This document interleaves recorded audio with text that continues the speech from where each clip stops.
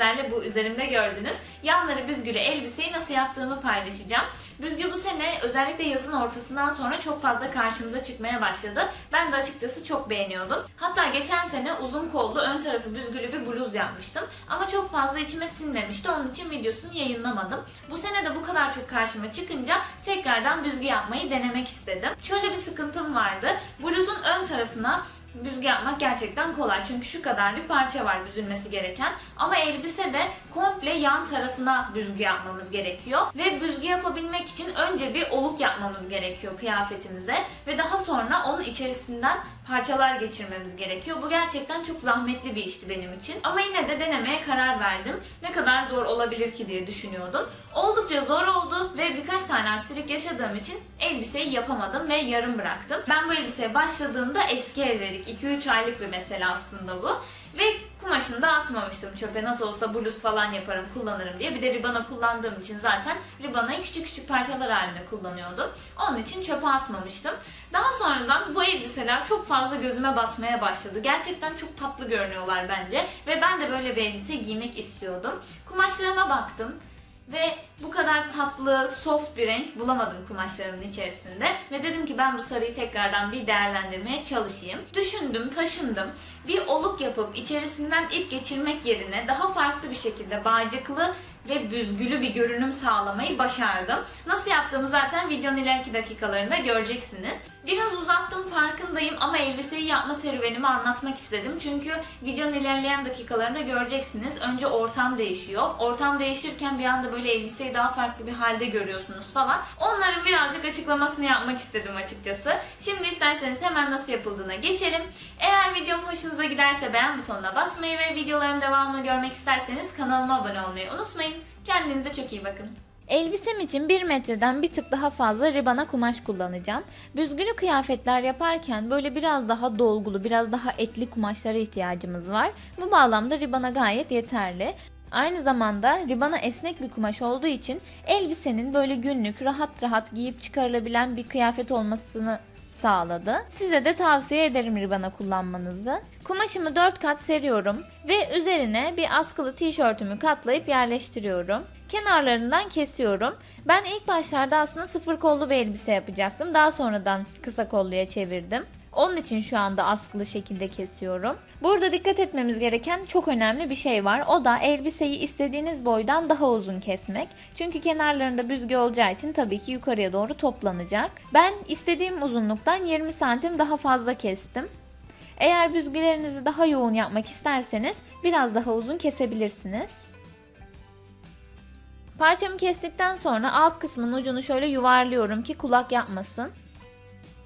Daha sonra bir parçasını ayırıp ön parça için yakasını ve kollarını oyuyorum. Şimdi ben burada birazcık elbiseyi şekilsiz kesmişim. Eğer ilk başta kestiğim gibi keserseniz belinizde çok fazla birikme oluyor kumaşta. O da bizi göbekliymiş gibi gösteriyor. Zaten büzgülü modeller hafif böyle bir göbek varmış gibi gösteriyor. Üzerine bir de bel oyuntusu vermezseniz benim gibi tamamen göbekli bir insan olursunuz elbiseyi giydiğinizde.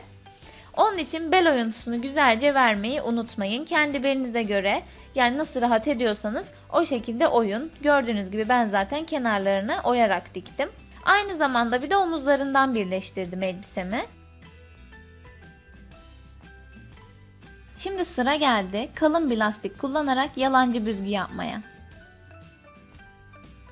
Tabii öncelikle lastiğimin ortasını işaretliyorum. Çünkü lastiğimin tam ortasına dikişim denk gelecek. Yani yan dikişim ve iki kenarında oluk görüntüsü olabilmesi için kalın bir lastiği tam dikişimin ortasına hizalayıp iki kenarından dikiyorum.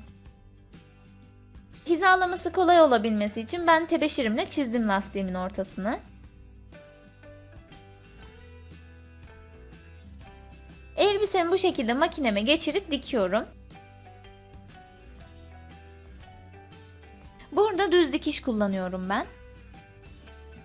Burada yaptığımız şey çok önemli. Çünkü lastiği çok fazla gererseniz elbiseniz çok kısalır. Ama çok fazla germezseniz de bu sefer büzgü elde etmezsiniz. Ben şöyle yaptım. Kol altı ve bel kısmını çok hafif esnettim. Ama gerçekten çok hafif esnettim. Çünkü oralarda çok fazla büzgü istemiyordum ben. Daha çok bel oyuntusunu geçtikten sonra lastiğimi germeye başladım. Ve bence kesinlikle en güzel görüntü bu şekilde oluyor. Şimdi diğer kenarını dikiyorum.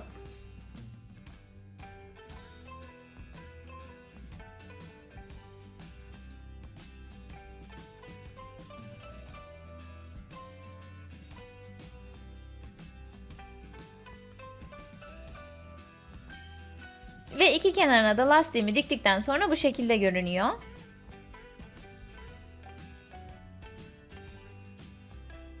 Sıra geldi kollarını kesmeye. Ben askılı bir tişört kullandığım için şu anda onun kollu kalıbını alamıyorum. Ama elbiseme uygun bir tişörtümün direkt kolunu kumaşımda keseceğim. Kumaşımı yine 4 kat seriyorum. Ve kol parçamın kenarlarından kesiyorum.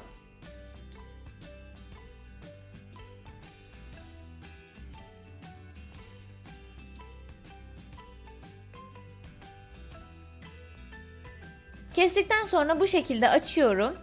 Bir kenarını tıraşlıyorum. Bu taraf ön taraf olacak. Şimdi normalde ben yan dikişleri dikmeden önce kolunu dikiyorum biliyorsunuz ki. Ama bu sefer lastik diktiğim için kolunu sonradan eklemek istedim. Bu yüzden kollarımı ikiye katlayıp kenarından dikiyorum. Diktikten sonra bu şekilde görünüyor. Zaten aşağıda olan kenar ön taraf belli oluyor gördüğünüz gibi. Şimdi elbisemin ters yüzü bana bakarken ve kol parçamın düz yüzü bana bakarken elbisemin kolundan içeriye kol parçamı sokuyorum.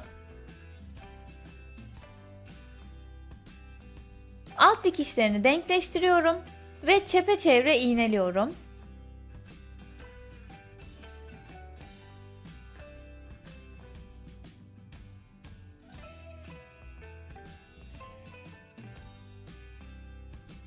Burayı güzelce dikeceğim. İki kolumu da overlock makinesinde dikiyorum. Ben penye ve ribana kullanırken genellikle tekrardan dikiş makinesiyle dikmiyorum. Ama isterseniz dikebilirsiniz.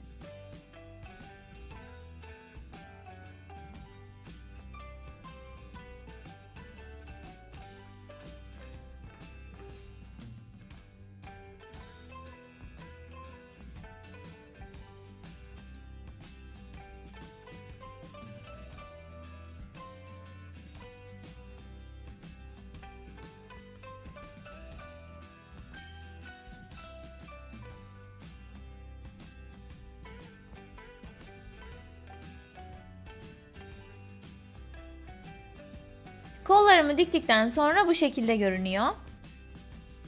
Bu arada ben yaka kısmını da birazcık oydum fark ettiyseniz. Çünkü çok kapalı olmuş ilk kestiğim yaka. Yakam için tabii ki kendi kumaşını kullanarak biye yapacağım.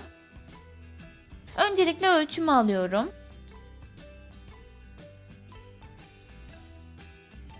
Ve bu ölçümü 0.7 ile çarpıyorum. Daha sonra bulduğum sonuç uzunluğunda bir parça kesiyorum. Ve bunu ikiye katlayıp kenarından dikiyorum. Diktikten sonra dört kenarına eşit bir şekilde iğne takıyorum.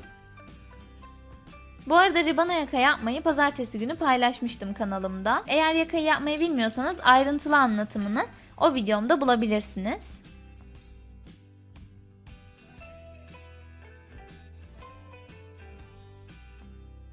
İki parçamı da 4 eşit parçaya böldükten sonra iğnelerini birbirlerine denkleştiriyorum.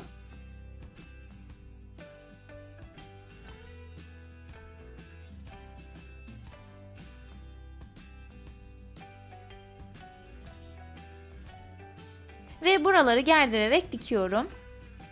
Diktikten sonra bu şekilde görünüyor.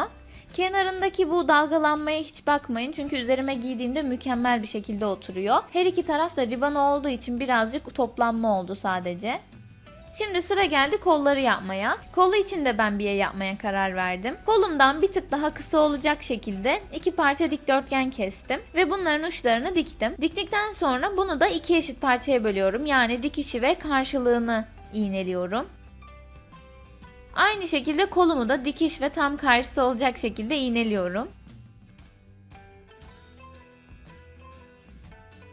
Burayı da yine gerdirerek dikiyorum. Diktikten sonra bu şekilde görünüyor. Şöyle bir tık daha detaylı bir kol elde ettim sadece. Sıra geldi alt kısmını yapmaya. Alt kenarını tersinden ikiye doğru katlayıp iğneliyorum. Lastik yüzünden kenarlar böyle yukarıya doğru kalkıyor. O kısımları yedirerek iğnelemeniz önemli. Burayı onun için bilerek uzun tuttum. Yani hafif bir oval alt yapıyoruz. İğneledikten sonra burayı çepeçevre dikiyorum. Diktikten sonra bu şekilde görünüyor. Şimdi gelelim büzgülerimizin gerçek bir büzgüymüş gibi görünmesini sağlamaya. Tabii ki de alt kısımlara bağcık yapacağım. Bunun için 150 santim kadar bir parça kestim. Ve bunu ikiye katlayıp kenarından overlock makinemle dikiyorum. Kenarından diktikten sonra düzine çeviriyorum. Burada düzine çevirmek gerçekten büyük bir çile haline gelebilirdi. Ama ben şöyle bir şiş kullanıyorum. İpimin ucunu şişime güzelce bağlıyorum. Arkası zaten onun çıkmasını engelliyor. Ve şişemi parçamın içinden geçirip düzine çeviriyorum. Bir tık uğraştırıyor ama gerçekten başka türlüsü imkansız.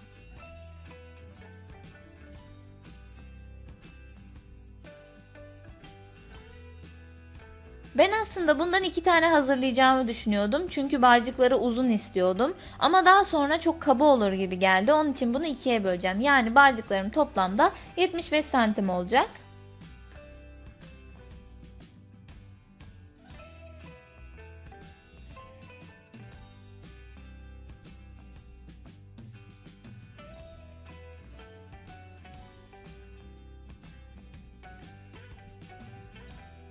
Bu şekilde bağcığımı ayarladım.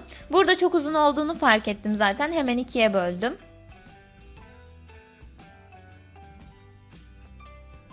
Uçlarını da temizledikten sonra sıra geldi bunu elbisemize monte etmeye. Eteğimin alt kısmını bu şekilde döndürüyorum. Bağcığımın tam ortasını bulup kenarını katladığım dikişin hemen dibine yerleştiriyorum ve iğneliyorum. Bağcığım birazcık içeriden geliyormuş gibi görünmesi önemli. Tam kenarına iğnelemeyin. Ve diktikten sonra bağcıklarım bu şekilde hazır oldu.